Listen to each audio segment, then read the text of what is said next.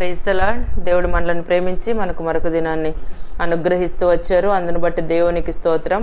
ఉదయకాలము దేవుని వాగ్దానం. జకరియా గ్రంథము 9వ అధ్యాయము 12వ వచనం. రెండంతలుగా మీకు మేలు చేసేదనెను. సో దేవుడు మనల్ని ప్రేమించి ఈ దినమంతటి కొరకై ఈ ప్రశస్తమైన వాగ్దానాన్ని మనకు అనుగ్రహిస్తూ వచ్చారు. రెండంతలుగా మీకు మేలు చేసేదని. ఉదయకాలం దేవుడు రెండంతలుగా మనకి మేలు చేయాలని, మేలు చేస్తానని తెలియజేస్తున్నాడు అనమాట. అంటే మనము ఎలాంటి పరిస్థితుల్లో ఉన్నా కూడా దేవుడు మనకు వాగ్దానం చేస్తున్నాడు. బంధకములలో పడియుండియు నిరీక్షణ గల వాళ్ళారా, మీ కోటను మరలా ప్రవేశించుడి, రెండంతలుగా మీకు మేలు చేస్తుందని నేడు నేను మీకు తెలియజేయుచున్నాను. సో దేవుడే మనకి తెలియజేస్తున్నాడు అనమాట ఈ మాటలు ఉదయకాలం. సో నువ్వు ఎలాంటి బంధకాల్లో ఉన్నా దేవుడు వాగ్దానం చేస్తూ ఉన్నాడు, రెండంతలుగా మీకు మేలు చేస్తానని. ఎజ్రా గ్రంథము 8వ అధ్యాయం 22వ వచనం చదివినట్లయితే, మేలు కలగజేయుటకై ఆయనను ఆశ్రయించు వారందరికీ మా దేవుని హస్తము తోడుగా ఉండును. చూసారా, మేలు కలగజేయుటకై ఆయనను ఆశ్రయించు వారందరికీ. అంటే ఎప్పుడైతే మనము దేవుని ఆశ్రయిస్తామో, దేవుని ఆశ్రయించు వారందరికీ కూడా దేవుడు మేలు చేస్తాడు. అంతేకాకుండా దేవుని యొక్క హస్తం మనకి తోడుగా ఉండేలా చేస్తాడు అన్నమాట. దేవుని యొక్క హస్తమే మనకు తోడుగా ఉంటే, దేవుణ్ణి మనం ఆశ్రయిస్తూ ఉంటే అన్ని పరిస్థితుల్లో అన్ని వేళలా సో దేవుడు మనకు మేలు చేసేటువంటి వారుగా ఉంటుంది. అది ఎలాంటి పరిస్థితులైనా. ఆదికాండము 32వ అధ్యాయం 9వ వచనం చదివినట్లయితే, తిరిగి వెళ్ళుము, నీకు మేలు చేసేదనని నాతో చెప్పిన యెహోవా. సో ఇక్కడ మనం యాకోబుని గురించి ఈ మాటలు చదువుతాము. తిరిగి వెళ్ళుము, నీకు మేలు చేసేదనని నాతో చెప్పిన యెహోవా. అక్కడ యాకోబుతో సో తను పద్దనరాములో ఉన్నప్పుడు దేవుడు మాట్లాడుతూ వస్తాడు యాకోబు దగ్గర.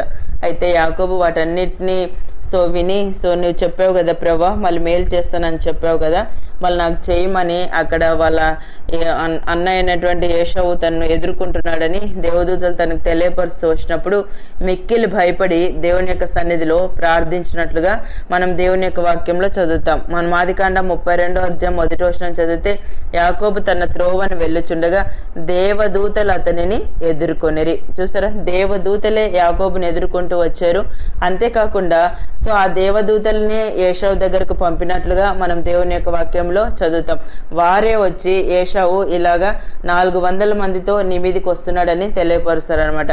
అంటే మనము యాకోబుని గురించి విషయాలు చదివినప్పుడు ఒక మనిషి విషయంలో దేవుని యొక్క పట్టింపు ఎలాంటిదో మనం చదవగలం.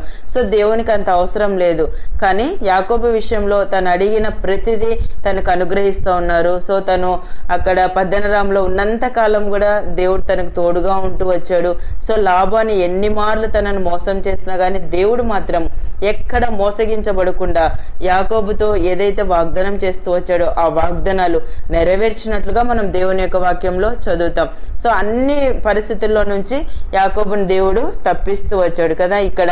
సో ఏషావు విషయంలో కూడా అన్ని విషయాల్లో కూడా ఏషావు చేతిలో నుంచి కూడా యాకోబుని తప్పిస్తూ వచ్చాడు. సో దేవునితోనే పోరాడి గెలిచినటువంటి వ్యక్తిగా మనము ఆ 32వ అధ్యాయంలో చదవగలం. అంటే యాకోబు ఎంతగా దేవుని మీద ఆధారపడుతూ వచ్చాడు కదా.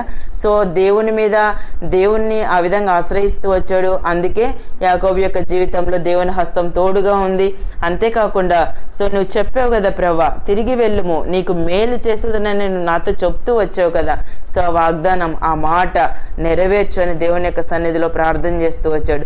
సో అలాగనే దేవుడు తన జీవితంలో నెరవేరుస్తూ వచ్చాడు. ఉదయకాలం నీకు ఇచ్చిన వాగ్దానాలు నీవు నీ స్వంతం చేసుకుంటున్నావా, వాటిని స్వతంత్రించుకుంటున్నావా?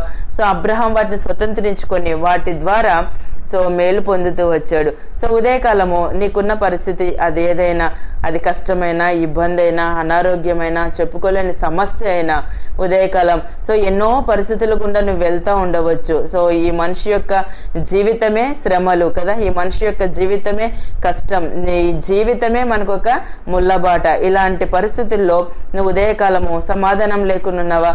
నా జీవితంలో ఎప్పుడు మేలు జరుగుతుందని నువ్వు ఆలోచిస్తున్నావా? ఇంకెంతకాలం ఈ పరిస్థితుల గుండా నేను వెళ్ళాలని నువ్వు ఏడుస్తున్నావా? ఉదయకాలం నీవు ఉన్న చోటనే నువ్వు కూర్చుండి ఏడుస్తున్నావేమో, దుఃఖపడుతున్నావేమో, ఆలోచిస్తూ భయపడుతూ ఉన్నావేమో జీవితం ఏంటని ఉదయకాలం దేవుని జ్ఞాపకం చేస్తున్నాడు, రెండంతలుగా మీకు మేలు చేసేదనని. సో మన దేవుడు మనకి మేలు చేయుటకై ఆయన ఆశ్రయించి వారందరికీ సో దేవుని హస్తం దేవుడు తోడుగా ఉండేలా చేస్తాడు. యాకోబు జీవితంలో చేసినట్లుగా సో మన జీవితంలో కూడా అన్ని పరిస్థితుల్లో దేవుడు మనకి మేలు చేసేటువంటి వారుగా ఉంటారు. ఎప్పుడైతే మనం దేవుని ఆశ్రయిస్తామో సో దేవుని హస్తం సో మనము ఆయన తోడుగా మనకు ఉండనిచ్చి అన్ని విధాల మేలు చేసేటువంటి వారుగా ఉంటారు. ఉదయకాలం దేవుడు మనకు అనుగ్రహించిన ప్రశస్తమైన వాగ్దానం మన జీవితానికి అన్వయించుకొని ముందుకు కొనసాగినట్లు ప్రభువు మనందరికీ సహాయం చేయను గాక. ప్రార్థన చేసుకుందాం. ప్రియమైన తండ్రి, మీకు వందనాలు. యేసయ్య, మమ్మల్ని ప్రేమించి మాకు అనుగ్రహించిన ఈ శ్రేష్టమైన వాగ్దానాన్ని బట్టి స్తుతిస్తున్నాను ప్రభా. రెండంతలుగా మీకు మేలు చేస్తుందని సెలవిచ్చారు. ఉదయకాలం నిత్య జీవపు మాటలు వింటున్న మీ ప్రజలందరినీ కూడా జ్ఞాపకం చేసుకునండి. వారు వెళ్తున్న ప్రతి పరిస్థితిని మీరు ఎరుగుదురు. మీరు ఇచ్చిన వాగ్దానం వారి జీవితాలు నెరవేర్చి ఈ దినమంతట్లో మీరు సహాయపడుతూ రావాల్సిందిగా ప్రార్థన చేస్తూ యేసు ప్రభు నామమున ప్రార్థిస్తున్నాను తండ్రి. ఆమెన్.